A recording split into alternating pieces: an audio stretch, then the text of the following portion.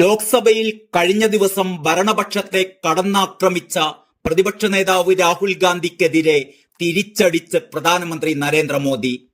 99 seat കിട്ടിയത് ആഘോഷമാക്കുന്ന രാഹുലിനെയും കോൺഗ്രസിനെയും പ്രധാനമന്ത്രി പരിഹസിച്ചു.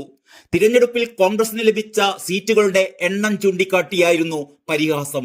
100-ൽ 99 കിട്ടി എന്ന ധാരണയിലാണ് ആഘോഷിക്കുന്നത് എന്നും 543-ലാണ് 99 കിട്ടിയതെന്ന കാര്യം പറഞ്ഞു മനസ്സിലാക്കണമെന്നും പ്രധാനമന്ത്രി പറഞ്ഞു. രാഹുലിനെ ഒരു കുട്ടിയോട് ഉപമിച്ചായിരുന്നു പ്രധാനമന്ത്രിയുടെ പരാമർശം. ഞാനൊരു സംഭവം ഓർക്കുകയാണ്. 99 മാർക്ക് നേടിയ ഒരു പയ്യനുണ്ടായിരുന്നു. അവൻ അതെല്ലാവരെയും കാണിക്കുമായിരുന്നു. 99 എന്ന് കേൾക്കുമ്പോൾ ആളുകൾ അവനെ വളരെയധികം പ്രോത്സാഹിപ്പിച്ചു. അപ്പോൾ ഒരു ടീച്ചർ വന്ന് ചോദിച്ചു, നിങ്ങൾ എന്തിനാണ് മധുരം വിതരണം ചെയ്യുന്നത് എന്ന്. 100-ൽ 99 അല്ല, 543-ൽ 99 കിട്ടിയതെന്ന് ആ ടീച്ചർക്ക് പറയണമെന്നുണ്ടായിരുന്നു. കുട്ടികളുടെ ബുദ്ധിയല്ലേ, എന്തു പറയാനാണ്.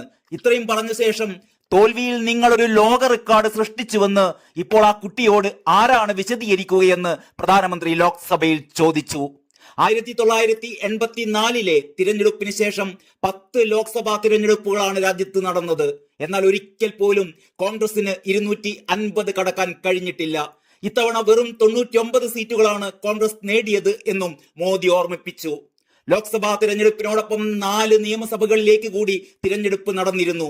4 സംസ്ഥാനങ്ങളിലും NDA സഖ്യം വൻ വിജയം നേടി. ഒഡീഷയിലെ ജനങ്ങളും BJPയെ അനുഗ്രഹിച്ചു. 3-ാം തവണയും തങ്ങൾ അധികാരത്തിൽ വന്നിരിക്കുകയാണ്. താൻ നേരത്തെ പറഞ്ഞതുപോലെ 3 ഇരട്ടി വേഗത്തിലായിരിക്കും ഇനി പ്രവർത്തനങ്ങളും പ്രധാനമന്ത്രി പറഞ്ഞു. News desk Kalakaumudi.